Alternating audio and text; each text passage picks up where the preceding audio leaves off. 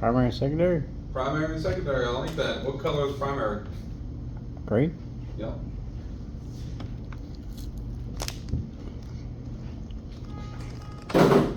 That's easy enough, right? Everybody knows that. What else? Yellow? That's not all of them. That's not all the systems. Accessory? That's not a system. That's a circuit, not a system. We're defining it as what has an air tank.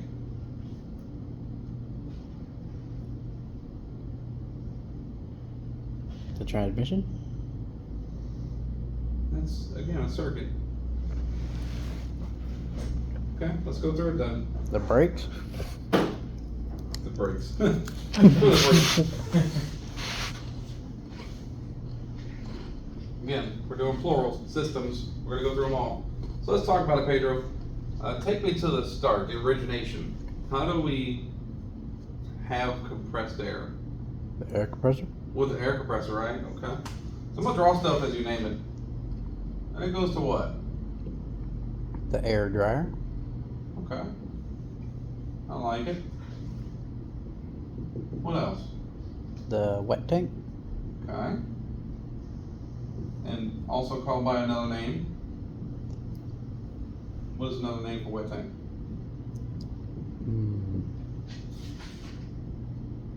I don't know. Supply.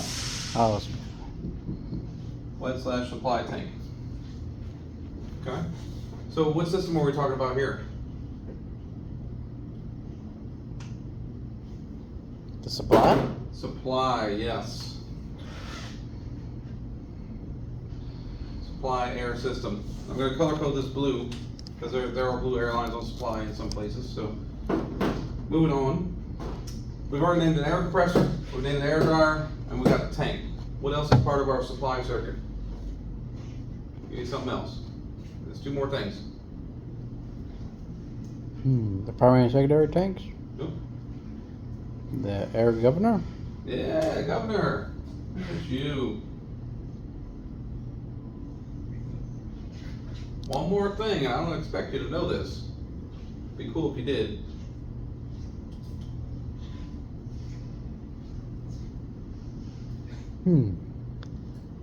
Make you think. The manifold? No. What if I told you the supply system had 2 air tanks on it?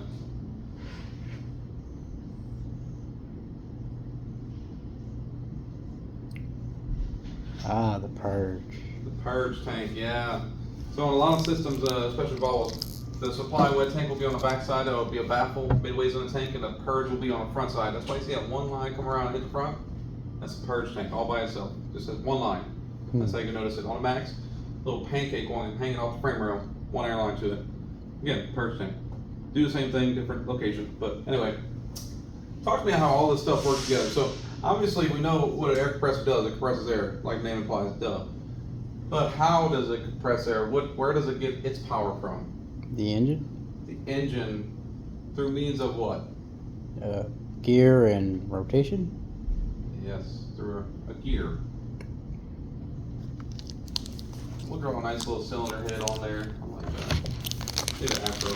Driving free capsule treaties over here. The air compressor compresses that air. We're going to talk about the air compressor. We're going to break down a little bit so you have a better understanding of an air compressor. So how many variations have you seen in the wild of an air compressor? I think 2 or 3. Okay. Name them.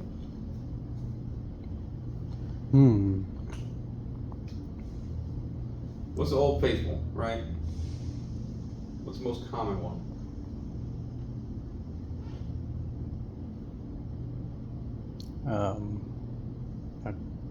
One with. Are you talking about the? How many like pistons it got in there? Or? That's, yeah. Oh, just one with 1 and one with 2. So the 2 piston and a 1 piston air compressor, right? Mm-hmm.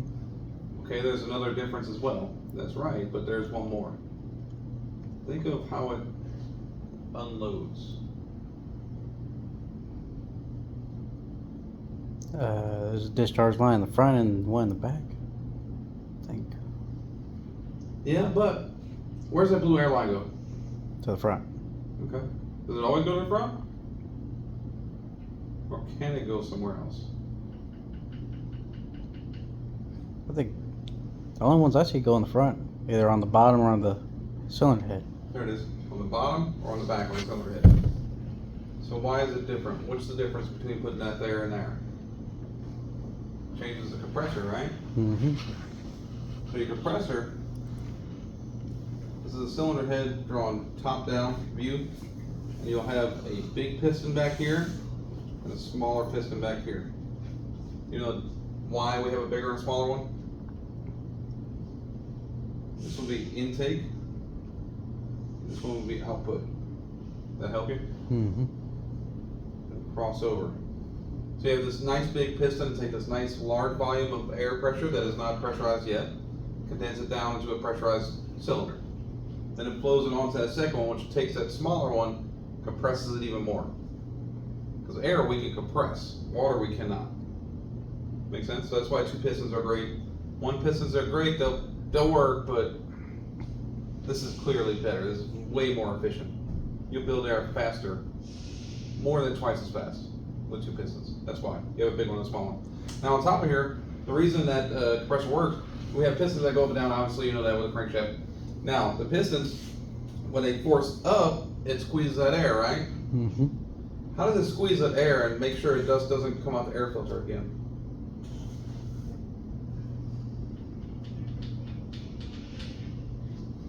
This one not a lot of people know either. I guess it has a channel. Has what's known as a reed valve. Reed valve has a metal tang that hangs up and a thin metal blade, like a feeler gauge almost. And when the air pressure comes under it, the feeler gauge pops up and air comes out of it. The piston goes down, it slaps shut, and then it draws it back in. You have two for each cylinder, one in, one out, like inlet and exhaust valve, but these are reed valves. So it's basically you have two check valves. So the piston's coming down, one check valve opens, lets it in. As soon as it starts coming up, that one closes, and the other one opens up. Talking about air compressor? Push it out. Yeah.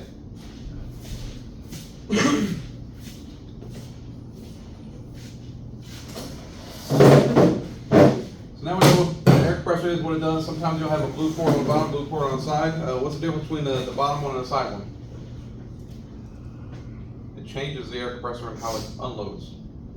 The one on top has an unloader valve, so if you had that port on top, basically your output would be back to input internally through the head. So once we deliver air there, it's just circulating its own air right there. That's great, it stops building air, but it also does what? Pro and con, right? Mm-hmm.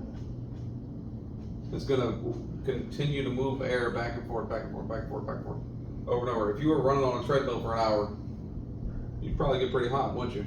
Yeah. Yeah. Your fat ass just fall out. Well, that air is going to do the same thing. This is how we've been doing it for years. It's been working because we've been putting cooling on the head, like coolant lines and everything. That's why we have coolant lines. Because this system will build heat like crazy. Not only that, active compressing air builds heat as well. So, two-parter. Now, the new style, the way we do it now, are on the high efficiency chassis. So we have an air port on the bottom. That air port goes to Clutch. a clutch in the front that will disengage that gear from spinning the compressor completely. So now we're stopping the pistons from going up and down. There's no longer a need for an unloader and this reverting heat buildup thing. We're actually stopping that air compressor from spinning. A, we're not producing the heat. B, we're not pulling down the engine. We're gaining fuel efficiency. And C, it saves the life of the compressor overall. They'll last a lot longer, so long as the clutch doesn't go out, which we've seen. So beyond that, now we know air compressor. Talk to me how this system works. You know the air compressor compresses air. What's the next stop? Air dryer. Air dryer, yeah. Output. To the air dryer. Right. After the air dryer, where's it go? The governor or the wet tank? Yeah. The wet tank. Oh.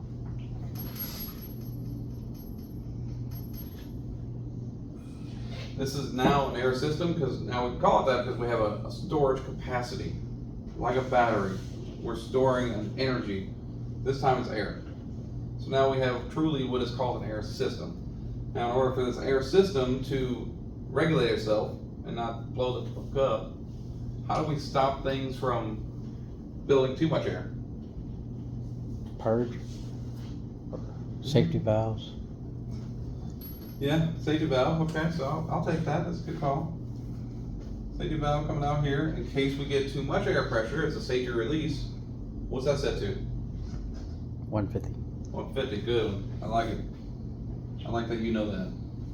That's set to 150 psi. Therefore, our system should maintain under 150 psi so we don't blow out the safety valve, right? So what should our air system be set to normally? 135. Okay, 135, I like it. When? When does 135 happen?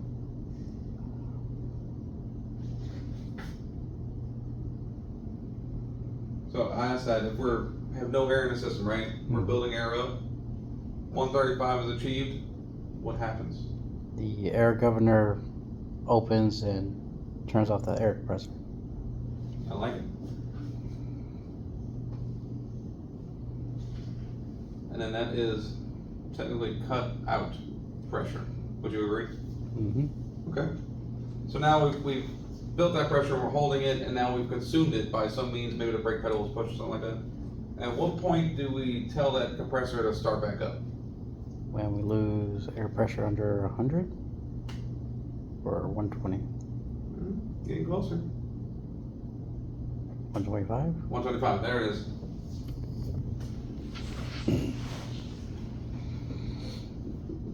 So these are set by the governor. Governor is now non-adjustable. Used to be adjustable in day.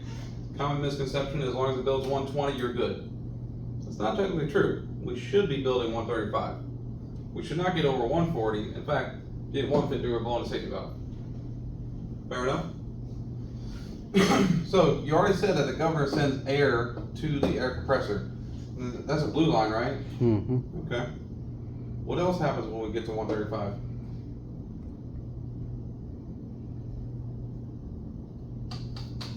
This one should be pretty obvious. It purges. It purges, yeah. Don't overthink it. So it purges, right? And that comes out the air dryer. How does the air dryer know when to go? When to purge?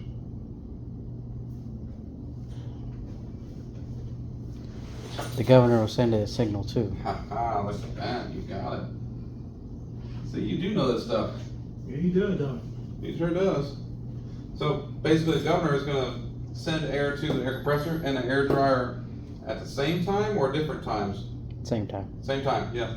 So basically, we're shutting off the air compressor. We're not building any more air. No more air is coming to the dryer, so the dryer purges, and that blue line will make it purge. Now, any air that has been built obviously goes to the wet tank. Let's talk about this for a second. Air coming out of the air compressor is what kind of air? And what condition is that air? Unfiltered. It is unfiltered. Well, no. It goes through the air filter, so that's not true. That's not entirely true, anyway. Well, are you talking about the discharge air or? Yeah, discharge air. What kind of air is that? And what condition is that air? Is it up, down, yellow, green, rough, dirty, clean? Give me something. Dirty? Yeah, Compared? just, not dirty, I guess, but we're in Louisiana. Where's Louisiana known for atmospherically? Humid? Humid. Yes. And what's August gonna be like? Hot? Humid and hot. What do you think the air coming out of the air compressor is? Hot? And Humid? hot and humid. And remember, we're taking this much air and condensing it down to a point that's this small. So whatever hot and humid is out here, it's magnified in that line. This is why we have that metal hard line that comes out of that air compressor and goes back, because it's a cooling coil. In fact, Park Breakdown calls it a cooling coil. It will cool that air in that coil for the most part. Some of it still happens in the dryer, but for mostly it cools down there. Now, it's still humid. Hard line is going to get rid of that. Air dryer, the name implies, is going to dry the air. I mean, pretty self-explanatory, right? Now, I'll ask you this. This one trips up some people too. If this truck is running for 6 months out of the year, and the maintenance intervals are achieved with the air dryer maintenance and everything's working fine, how do you take all this humidity out of the air with the air dryer and the air dryer still dries air? It's not a, how much wood could a woodchuck chuck? It's not one of those. That's a serious question. How is this air dryer drying the air over this prolonged period of time with humidity and everything going on? Don't you think it'd get full? Mm-hmm. Yeah. You ever drain air tanks? Yeah. I'm sure you have. What comes out of air tanks? Water. A lot of it, huh? How many buckets could you fill up with those air tanks? Probably 5 gallons each. We have gotten gallons of water out of those air tanks before. Do you think those gallons of water could all fit inside of that air dryer at any point in time? So how does an air dryer alleviate itself, take a piss, in a sense? Or dry out? Leaks it to the wet tank? Or purges? When it comes out the purge valve, yeah. Yeah, see, this is the part that really stumps a lot of people. We still haven't fooled with this guy, the purge tank. Have any idea what that's for? So as you're pumping air through the air dryer and sending it to the wet tank, we are doing what in an air dryer? We're drying the air and we're cooling the air. And also, to a certain extent, we're filtering it as well. So, what the air dryer will do is actually send a little bit of air over to this purge tank. That's the only air line on that purge tank. That's the only reason it's there. Remember, I just said we have cleaned and dried that air that's going in that purge tank. Theoretically, should be consumable air for the air dryer at that point. So, whenever we get to 135 and we hit that purge, the governor comes over here, hits the air dryer, says, that big old blaster comes out the bottom. That is just the air that has built up inside of the air dryer, because keep in mind, I've already told the air compressor to stop compressing. It's no longer pushing air out of it. Air dryer has built up air in it and it lets it go. There's a check valve right here.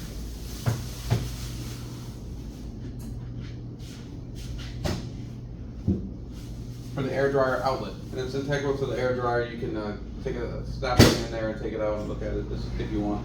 But it makes sure that the supply tank can't go backwards into the air dryer. That's important because when a purge valve opens, this inside cavity is going to be open to atmosphere as well. You don't want your wet tank going back out the purge valve.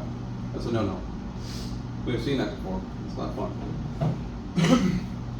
So when this air dryer does purge, have you ever been under a truck after the air dryer purged and had your ear around it?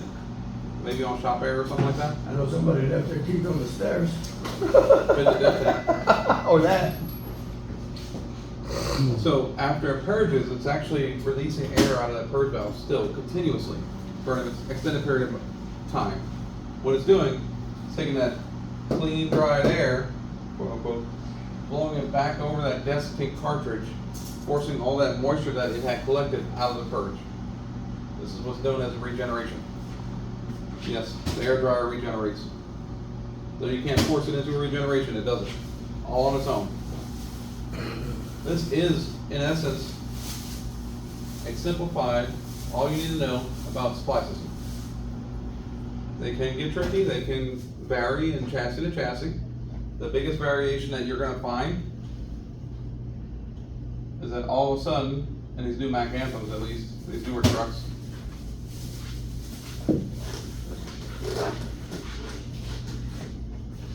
all of a sudden we find that. So if the governor was controlling our air pressure before, what's controlling it now? Is there a lawless, Western land of a air system? The air dryer.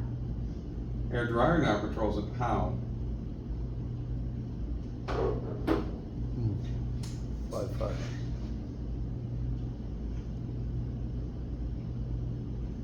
The governor is now built into the air dryer, inside of the air dryer housing.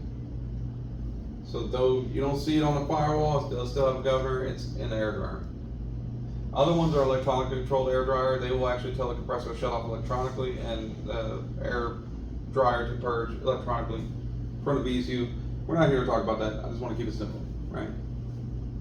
Many different variations we could talk about. This is going to be your most common. This is what we see on Mack and Volvo. Are you good with this? Yeah. Do you have any questions? Now's the time. Okay.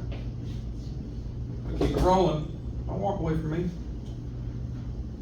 I'm done with you.